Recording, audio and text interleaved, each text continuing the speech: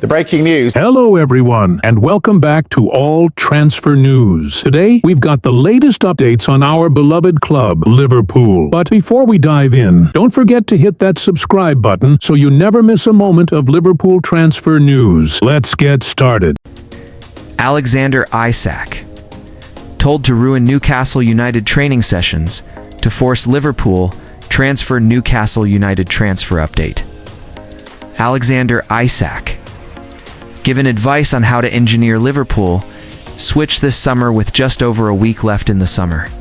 Transfer window. Alexander Isak is still a Newcastle United player, and each passing day makes a departure appear less likely.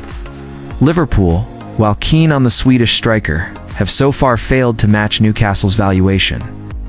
After a dramatic Tuesday evening that saw strong statements from both the club and the players' camp, Newcastle United made it clear they do not expect the conditions for Isak's sale to be met before the window closes.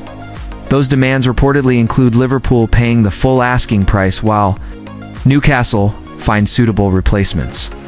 The Magpies already face the task of bringing in a striker to cover the departure of Callum Wilson, and in reality, they may need two new forwards before sanctioning Isak's exit. This transfer saga has somewhat overshadowed what should have been a bright start to a season filled with Premier League, Champions League, and domestic cup challenges. Isak's absence was noticeable during Newcastle's opening fixture, a goalless draw away at Aston Villa, where their dominance failed to translate into goals. The Swede will also sit out Monday night's clash with Liverpool, having not featured for his club since the final day of last season against Everton. He missed the entirety of preseason and has yet to play a competitive minute in the new campaign. Isak could force a move to Liverpool despite his lack of game time. Former Watford forward Troy Deeney has suggested Isak must take drastic steps if he wants to secure a move to Anfield. Writing in The Sun, Deeney reflected on his own experiences and argued that Isak may have to intentionally disrupt training sessions to push Newcastle into selling him in private. "My agent once told me, you're going to have to cause a stir, do the running, but when the ball comes out, make the sessions unworkable. Kick balls away, ruin the rhythm. But above all, don't let anyone outside the camp find out what you're doing," Deeney admitted. Such behavior felt uncomfortable, even disloyal at times, but insisted players must sometimes put their careers first. "It's hard. You go home feeling guilty, like you've burned bridges with people you like. But you have to remember, this is about you and your career."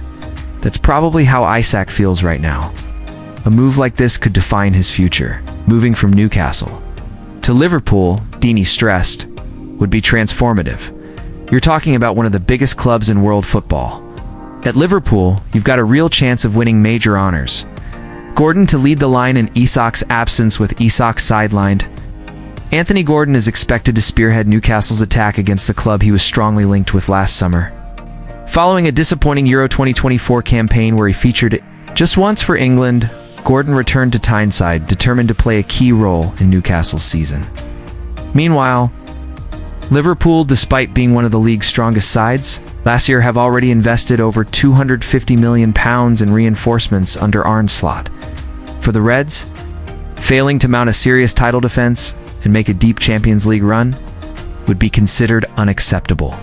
Even though Liverpool have already made several alterations to their first-team squad this summer, there is still time left in the market hand. It seems unlikely that Arne Slot and sporting director Richard Hughes are finished just yet.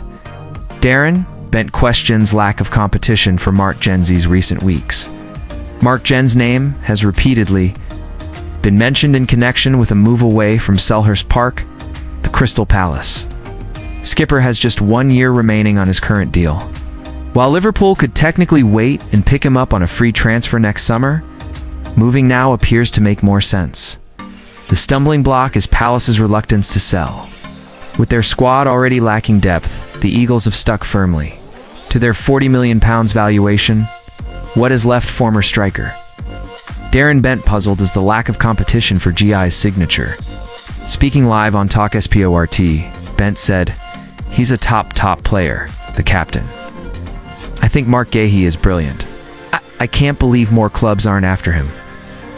But it doesn't shock me that one of the very best, Liverpool, are trying to get him.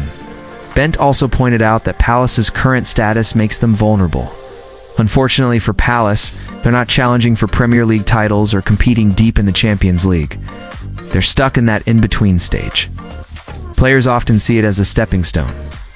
Why Liverpool may need Guehi, Liverpool recently added Giovanni Leone to strengthen their defensive options, but there is still a sense that the squad remains one centre-back light. On paper, the Reds have 4 senior central defenders available, yet Ibrahima Konate's inconsistent display against Bournemouth suggested further competition would be beneficial. Joe Gomez, while experienced, has a long history of injuries that prevents him from being fully dependable over the course of a season. That's where Guehi fits in. At just 24 years of age, he already boasts substantial Premier League experience. It's making him a logical and attractive option for Liverpool. Interestingly, Konate's contract is also set to expire in 2026, and no renewal has been agreed. That uncertainty only heightens the need for reinforcements.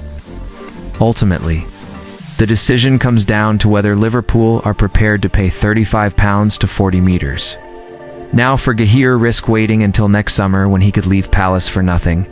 If the Reds are serious about defending their Premier League crown and making a push for Champions League glory, signing Marc Guehi before the deadline could prove a crucial step toward achieving those ambitions. Today's episode is absolutely huge. Jan, trust me, you're going to want to stick around until the very end. We're diving into 3 major stories shaking Old Trafford to its core. These developments could completely reshape how you think about United's transfer approach. First up, the Marcus Rashford to Barcelona saga has taken a dramatic new twist. Ian Wright just gave what might be the most brutally honest take on Rashford's career we've heard so far, and his words are sending shockwaves through the football world. We'll break down exactly what Wright said, why Thierry Henry's experience at Barcelona offers a crucial lens on Rashford's situation, and whether this could really be the now or never moment for our academy graduate. Then we'll get into the latest on Carlos Baleba. United's pursuit has reportedly hit a wall thanks to Brighton's sky-high valuation. But here's where it gets intriguing. Fabrizio Romano and other top-tier insiders are reporting that United already have a plan B lined up. And guess what? It's a player Ruben Amorim knows very well. We'll tell you who it is and why this backup option might actually make more sense. But that's not all. Joshua Zirkzee's transfer saga has reached boiling point, with Napoli pushing hard and Antonio Conte reportedly demanding his signature.